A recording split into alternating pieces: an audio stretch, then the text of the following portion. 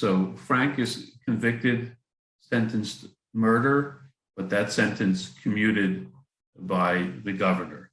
And now what happens next? There's a quote unquote mob that breaks into the prison, and what happens? Well, the lynching of Leo Frank is really one of the most fascinating and horrible crimes in American history. And I'll step back just a bit. Frank was convicted in August of 1913.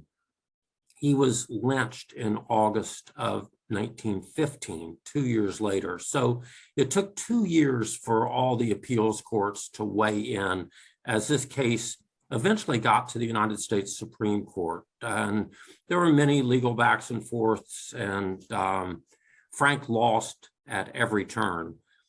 Simultaneously, in the court of public opinion, the case took on a big life as Atlanta's main Jewish rabbi at the temple, which was the Reformed Jewish congregation in Atlanta, went to New York and enlisted the help of some powerful leading Jews, Adolf Ochs, the editor and publisher of the New York Times, and mostly Adolf Ochs, and Lois Marshall, the American Jewish Committee, to a little less degree, and Albert Lasker, the Chicago advertising genius. And these three men eventually came to Frank's aid in different ways. And the New York Times most prominently turned the Frank case into a nationwide cause celeb.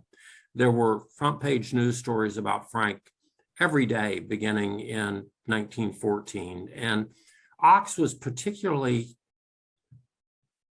attracted, if that's the right word, to this because Ochs was a Southern Jew. Ochs had grown up in Knoxville, Tennessee, and got his start in journalism as the editor of the Chattanooga Times and used the money he was making there to buy the New York Times. So he thought he understood Southern psychology, and that if he could only acquaint his fellow Southerners with the facts in this case, they would come to their senses and realize at the very least Frank did not get a fair trial and that the case against him was weak.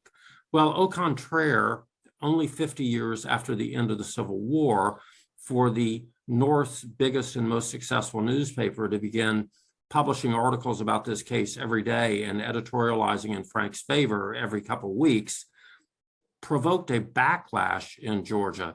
And it seemed as if the Northern newspapers and Northern advertising agencies and lawyers were attempting to meddle with Southern justice. And those hostilities and grievances found their voice in a populist publisher and politician named Tom Watson, who had been a United States congressman and had a small weekly paper in Georgia called the Jeffersonian. You might think in contemporary terms that the Jeffersonian was a blog, and the Jeffersonian was a blog that once it got hold of something wouldn't let go. And in the course of the 2 years in which the Frank case became a cause celeb, the Jeffersonian's circulation tripled, and people would meet incoming trains in small communities around the South, buying up every single copy as soon as the train brought in the new issues each week. And Watson was a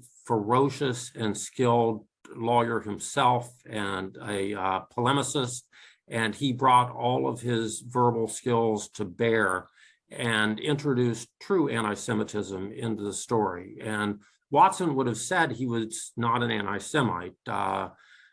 He, at least in this instance, was an anti-Semite. He always referred to Leo Frank as a lecherous Jew. He almost never used his name.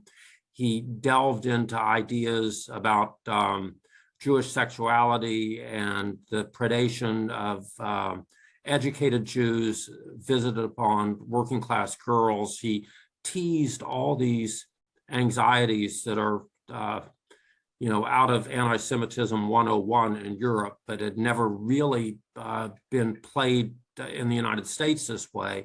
And within months, people in Georgia saw Frank not only as a murderer, but a monster. And the New York newspapers entered into a back and forth with Tom Watson's Jeffersonian, and week after week, day after day, these forces were fighting, and the polarization just built up, and you couldn't have any kind of reasonable conversation about Frank's guilt or innocence. The issue itself was a argument, and a brutal one at that. So the reason took a backseat to passion, and Leo Frank was ultimately consumed by this. The lynching, we're now 2 years later, 2 fascinating years in which court after court found against Frank, and the governor of Georgia, John Slaton, commuted Frank's death sentence at the 11th hour, which in itself was an issue in Georgia because John Slaton's law partner, a guy named Luther Rosser, had been one of Leo Frank's lawyers. So Slaton had a conflict of interest, but the Georgia bar was small in those days, and Slaton believed he'd made a decision of conscience. Frank was transferred from the county prison in Atlanta down to the state prison in Milledgeville, Georgia, in the heart of Georgia. And after a couple of months there, a very daring raid was planned and then mounted to abduct Frank from this state prison, drive him back over 125, 130 miles of unpaved road in the dead of night by a circuitous route to Marietta, Georgia in Cobb County, Mary Phagan's hometown, and lynch him there at dawn the next day. Now, to modern listeners, that might not sound like much of a mission of daring do, but it was extremely difficult to abduct the most celebrated prisoner in America from a state prison with armed guards and guard towers everywhere. And then in Model Ts and cars with old gaslit headlamps, not even electrical lights, and tires that blew out whenever they hit a rock, to get a prisoner through the dead of night back to Atlanta essentially the next day and lynch him was a feat of great ambitiousness. And they pulled it off, and they hanged Leo Frank at dawn on August 17th, 1915, just outside Marietta at a cotton gin, Fry's Gin. And there was an oak tree there. And believe it or not, when the lynch party got to this grove by the gin, there was a table waiting. They had traveled down to Milledgeville with a rope that had already been tied into a noose, and they hanged Frank there that morning. And the site is now buried underneath Interstate 75 as it runs up from Atlanta to Chattanooga. But it's, you know, it was quite a feat, and was immediately front page news. Newsreel cameras were there. It was a media event of the magnitude of anything that happened in the O.J. Simpson case. It was a national phenomenon, and to some degree an international phenomenon.